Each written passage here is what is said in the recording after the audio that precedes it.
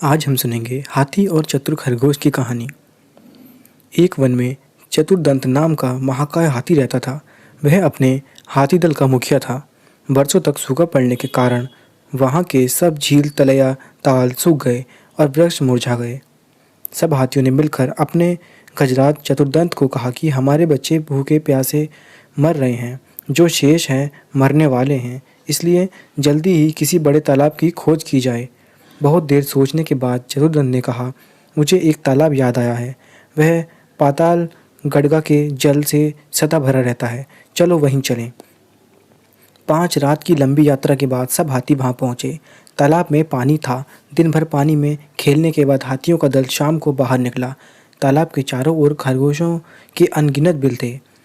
उन बिलों से जमीन पोली हो गई थी।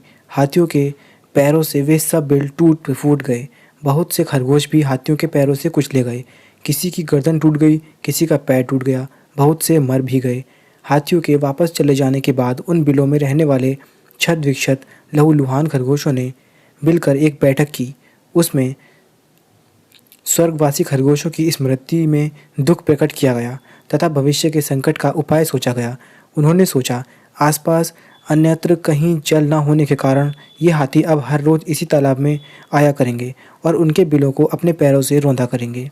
इस प्रकार 2-4 दिनों में ही सब खरगोशों का वंश नाश हो जाएगा। हाथी का स्पर्श ही इतना भयंकर है जितना सांप का सूंघना, राजा का हंसना और मानिनी का मान। इस संकट से बचाने का उपाय सोचते सोचते एक ने सुझाव रखा, हमें अब इस स्थान को छोड़कर अन्य देश में चले जाना चाहिए। यह परित्याग ही सर्वश्रेष्ठ नीति है। एक का परित्याग परिवार के लिए, परिवार का गांव के लिए, गांव का शहर के लिए और संपूर्ण पृथ्वी का परित्याग अपनी रक्षा के लिए करना पड़े तो भी कर देना चाहिए। किंतु दूसरे खरगोश ने कहा, हम तो अपने पितामह की भूमि को ना छोड़ेंगे। कुछ ने उपाय सुझाया कि खरगोशों की ओर से एक चतुर दूत हाथियों के दलपति के पास भेजा जाए। वह उससे यह कहे कि चंद्रमा में जो खरगोश बैठा है उसने हाथियों को इस तालाब में आने से मना किया है।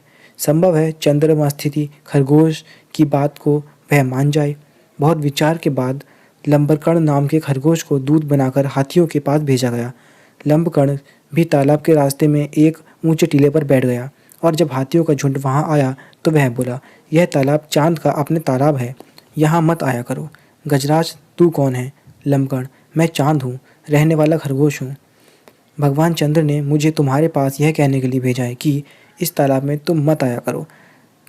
गजराज ने कहा, जिस भगवान चंद्र का तुम संदेश लाए हो वह इस समय कहाँ है? लंबकर्ण, इस समय वह तालाब में है। कल तुमने खरगोशों के बिलों का नाश कर दिया था। आज वे खरगोशों की विनती सुनकर यहाँ आए हैं। उन्हीं ने मुझे तुम्हारे पास भेजा है। गजराज, ऐसा ही है तो मुझे उनके दर्शन करा दो, मैं उन्हें प्रणाम करके वापस चला जाऊँगा। लंबकर्ण अकेले गजराज को लेकर तालाब के किनारे पर ले गया। तालाब में चांद की छाया पड़ रही थी। गजराज ने उसे ही चांद समझकर प्रणाम किया और लौट पड़ा। उस दिन के बाद कभी हाथियों का दल तालाब के किनारे नहीं आया।